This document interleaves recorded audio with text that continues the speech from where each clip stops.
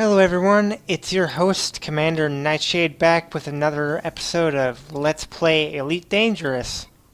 Now, first and foremost, you might notice that I'm not at Elvira Martuk's Longsight base anymore. That's because I realized that I was having a bit of a shortage on engineering materials. So, you know what, I decided that I'm just going to go to Magek, get my Alliance Chieftain over here, and do some bounty hunting, because those engineering materials are sorely needed for what we're going to accomplish here in the near future.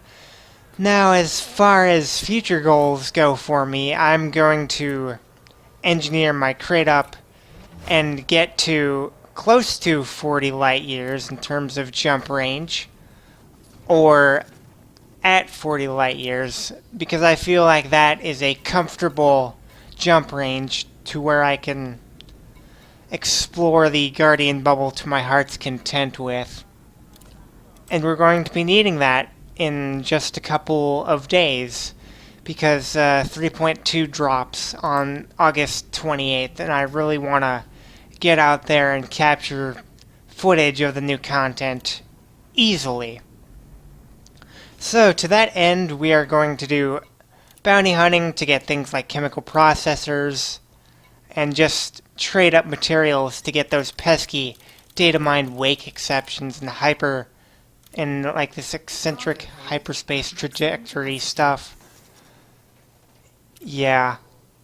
I just want to do it the material trading way, because, phew boy, sitting at a station and scanning wakes is not the most exciting thing for viewers, although it'll be more off-screen grinding. I went ahead and stowed one of my cargo racks. It was just an 8 cargo rack, and I had a limpet controller installed to make material collecting all that much easier and more convenient for me. Now, with all that said, let's waste no time and just get into the fray of things.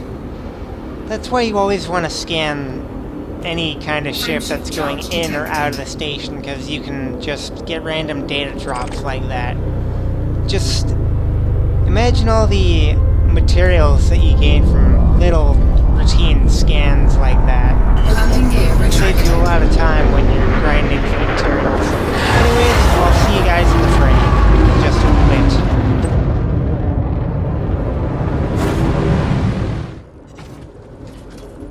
Okay, so here we are at the compromised navigation beacon, ready to scrap a few pirates.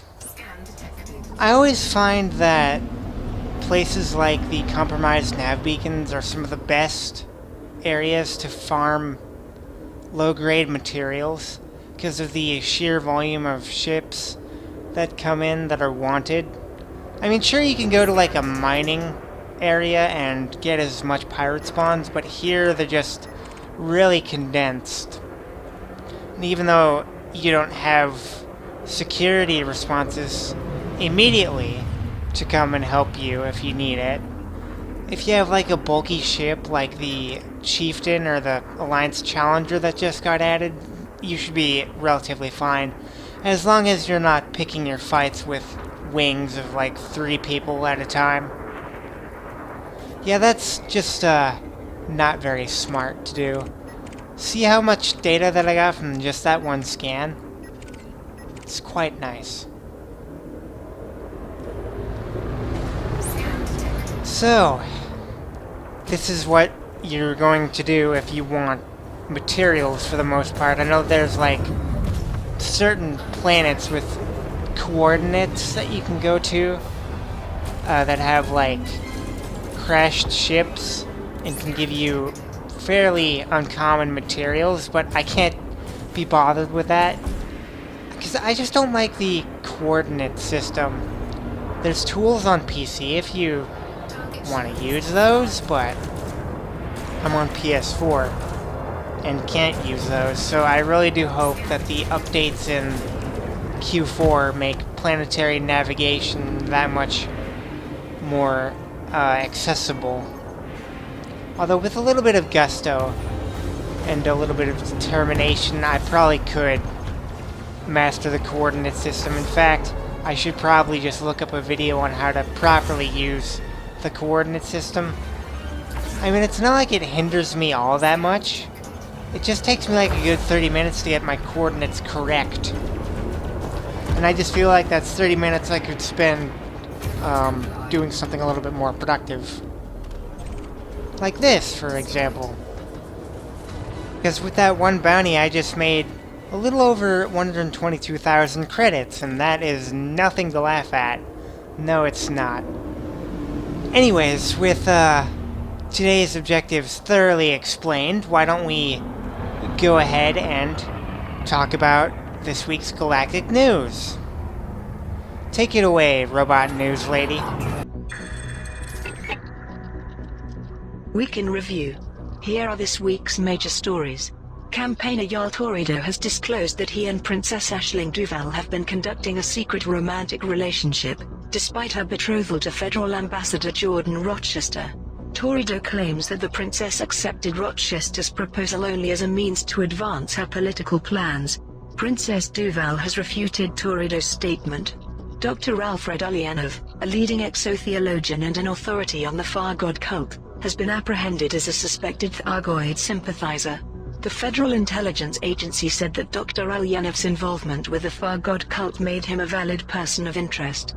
Meanwhile, the Federal Times has highlighted two new personal computer designs currently in development, the Torque from Supertech, and the Duradrive from Herculean Machines. Both companies plan to reveal prototypes of their designs at a technology expo in October. A mining robot that went out of control in the Beta Hydri system has been located and disabled. MacArthur Mining Limited, which manufactures the robot, said that an inspection of the robot's remains confirmed suspicions that it had been placed in the incorrect standby mode, verifying that the malfunction was the result of human error. In other news, billionaire Zachary Rackham has been confirmed as the winner of a lottery prize of 1 billion credits. Rackham was quick to announce that he would donate his winnings to charity, although the Federal Times pointed out that the win coincided with a bill for unpaid taxes recently submitted to Rackham's company. Finally, a spokesperson for Regis Research has announced that its rescue operation in the Pleiades has been enthusiastically assisted by the galactic community. Hundreds of pilots supported the operation by delivering stranded survivors and commodities to Don Arzok. And those are the main stories this week. Alright, that was quite a bit of information all at once to kinda soak in, so let's just slow down and take it story by story, detail by detail. First up was the story with Jarl Torido and Princess Aisling Duval. I personally think that Jarl Torido's claims of relationship with Princess Aisling seem a bit sketchy because he had no evidence to back it up at all. He just came out and said that he had dated the princess sometime in the past. Like, yeah, I did this. What are you gonna do, question me about it? Jarl Torido could be, in fact, jealous that it's not him that's getting married to the princess, and just wanted to try and get back at Jordan Rochester. It's a crazy idea, but hey, it's one that's out there. With the Sirius and Achilles computer story, I find it kind of interesting because it could be used by Frontier Development as new material for a community goal later down the line. Maybe a community goal where you either have to pick and choose which company you have to support, and in turn you would get unique rewards based on the company, like maybe a company decal or even a paint job that's based on the company's logo.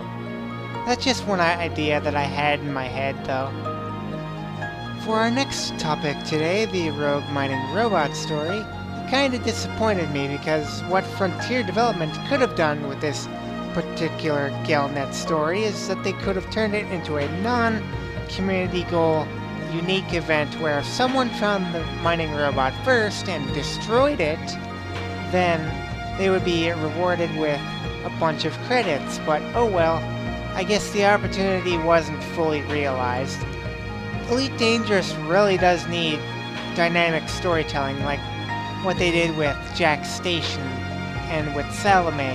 How if you take a player's actions, then those actions result in narrative material that Frontier can use to further flesh out the Milky Way galaxy of Elite.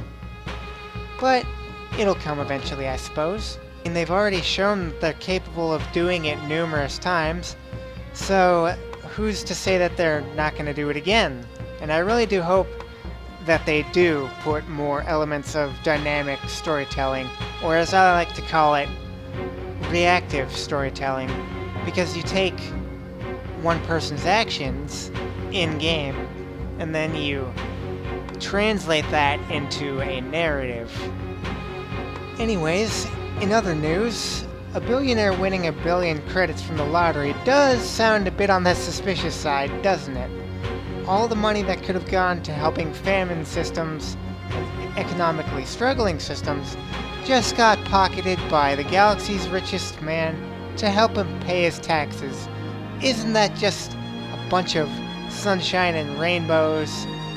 While you know people are basically starving and dying and trying to pirate stuff from each other, this guy's just sitting back and thinking, oh boy, my company's not going to have any more taxes. Hooray for me. For this week's final noteworthy story, people these days don't really think twice when dealing with conspiracy theories, do they? Well, that just got cemented a little bit more with the arrest of Dr. Alfred Ulyanov. It's pretty scary to think that maybe one day we'll all be accused of being Thargoid sympathizers if this sort of thing keeps up. That's right. Your grandmother, your children, your relatives could all be accused of being Thargoid sympathizers. I really do feel bad for this guy, because he was ripped out of his place of work, and his files were seized, and his computers were seized, and his family was taken in for questioning, all on the basis that he might be a Thargoid sympathizer. That's just my 2 cents on the matter, however. This has been Commander Nightshade with your weekly Galactic Galnet News recap. I hope you stay safe out there, Commanders, in the great abyss of stars, and have a wonderful rest of your week. Ciao. And with the weekly news done, what's basically going to happen is we're going to keep bounty hunting, and we're going to keep getting these materials so that we can upgrade our frameshift drive on the Crate Mark II, so that we can get close to or at 40 light years. I know I said it already, but I just wanted to reiterate that. So what I think is appropriate for this kind of situation is I'll just speed up and play some music. So I'll see you all when we get to a point of important relevance.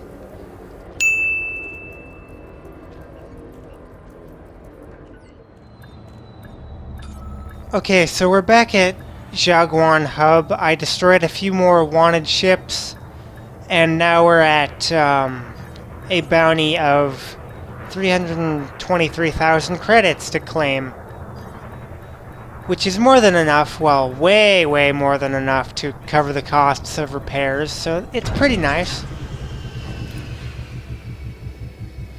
Go ahead and repair our ship and restock the limpets to go out and gather more materials. Yeah, when you think about it, trading off controller limpets for just 8 units of cargo space isn't that bad. Go ahead and claim the power reward salary too.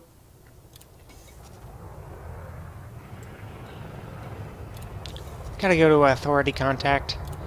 And there we go, 323,000 credits. Nice. So, now what we're gonna do is speed up and play music. Hyperspeed mode, engage. Hope you enjoy.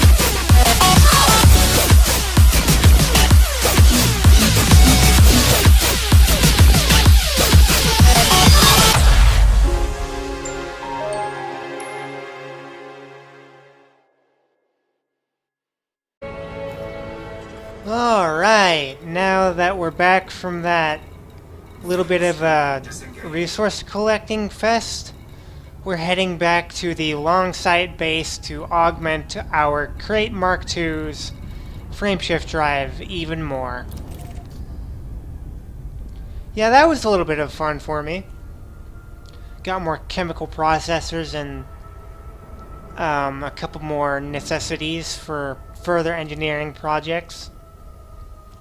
Which, believe me, after I engineer the FSD on the crate just a little bit more, I'm gonna start working on my chieftain, just so that I can destroy wanted ships more and then hasten the grind process for materials. That's one thing that I'm a bit decisive about on this game, is the grinding. I mean, I like grind games.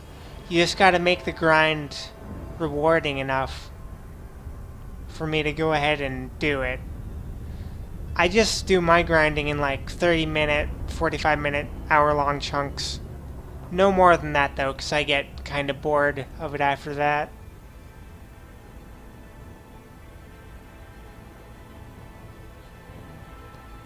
But I am pretty happy that we're nearing our goal of getting 40 light years.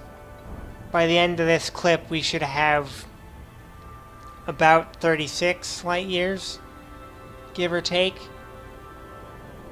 If I remember correctly, the number was like 35.96, so basically like 36 light years. Didn't take too much time. Although what will take a while is the eccentric hyperspace trajectories. I think that's what they're called. I think what I'll just have to do for those is just trade up low-grade materials, even though it'll hurt my material stock quite a bit. Them's the breaks, though. I will go ahead and spare you the trouble of watching this, and I will see you once we have docked. Orbital flight engaged. Okay, so we are docked at Long Sight Base to engineer our crate even more. One tip when docking at the engineer bases is you'll want to use your thrusters to kind of reorient yourself, because the directional arrows will be pointing the opposite direction from which you're coming onto the landing pad. It's just a matter of angling your ship correctly. So, atypical wake echoes and chemical processors, which we have plenty of, so let's just engineer up through grade 2, like so. One more ought to do it. And there we go, grade 3 unlocked. Now, what we'll need for this is some more strange wake solutions, but it's good to at least get started on it. And with that, we unlock a few more new engineers, which is always nice. Go get them and start working towards the late game engineers. I also make a note to get the or at least consider the stripped down engineering modification for, or experimental effect for my FSD drive. I wanted to see if it'll affect anything else negatively before I got that. So our next step is to just go to a material trader and get more strange wake solutions. Marco Quent.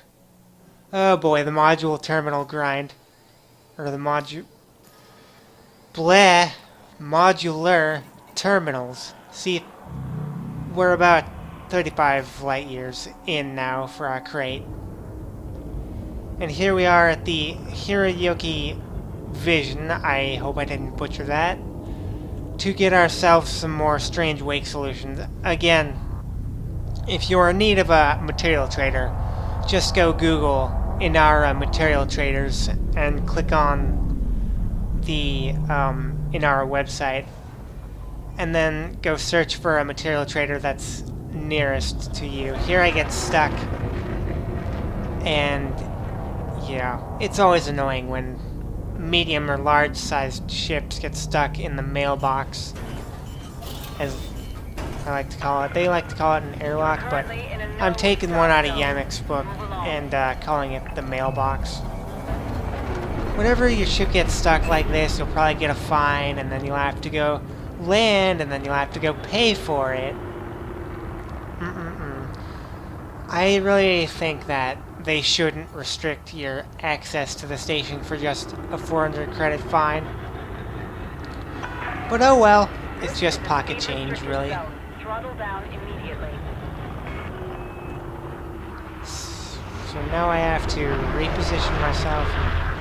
Ugh. It's just not a good look. But it's good that I'm weaning myself off the docking computer. Still a little bit unrefined in terms of docking, but I'm getting there. I'm definitely getting there. It just takes practice.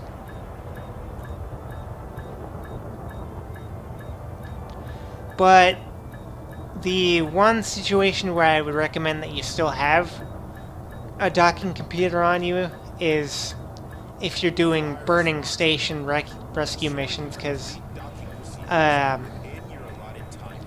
it just allows you to be quick with how you dock and deliver the passengers to the rescue ships, because some of those missions you get a time bonus and you only have a window of 1 or 2 minutes before you lose your bonus.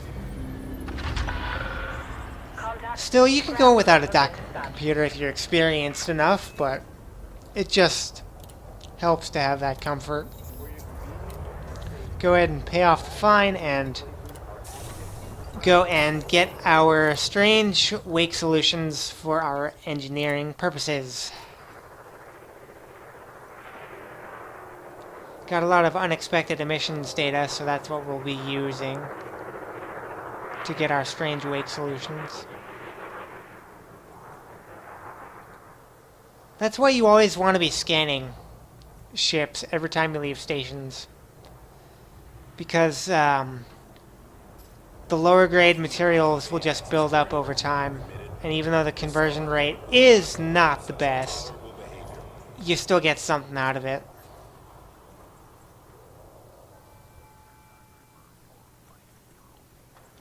Just thinking about what I wanted to trade here.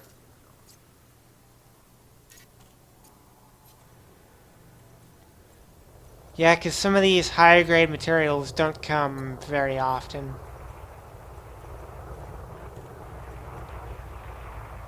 And eventually I just say, you know what, let's do the unexpected emissions data first, get that out of the way.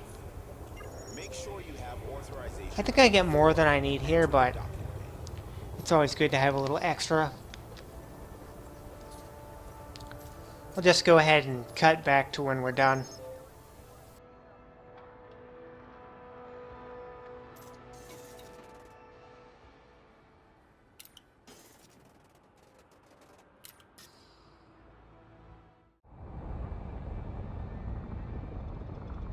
And with that material trading done, we are docking back at the Longsight base for the last time today.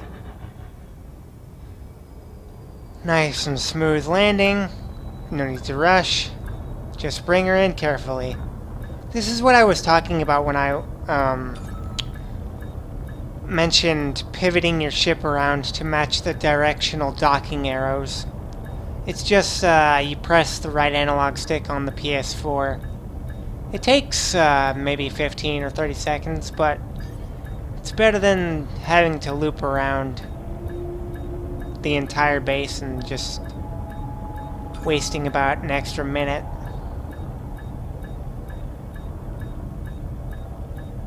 It's not that hard, it just takes a little bit of technique.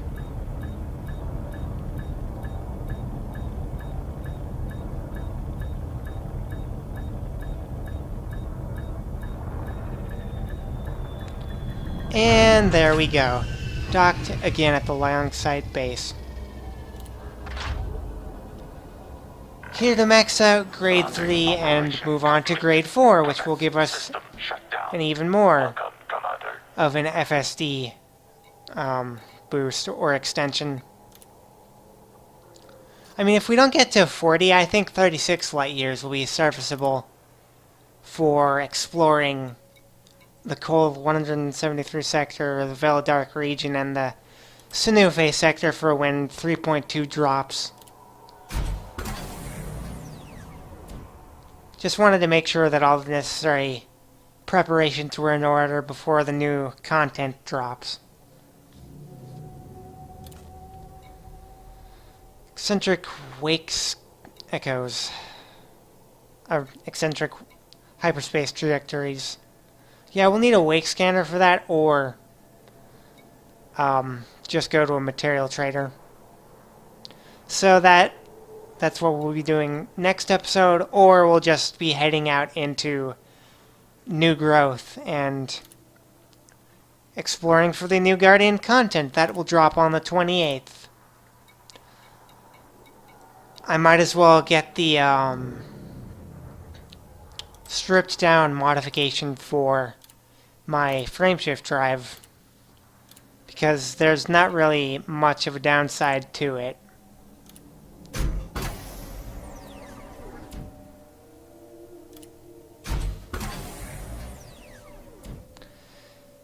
So, whenever you want an experimental effect, you just go into Experimental Effects tab and then select the one that you want. It's already got, so I've already put that on there.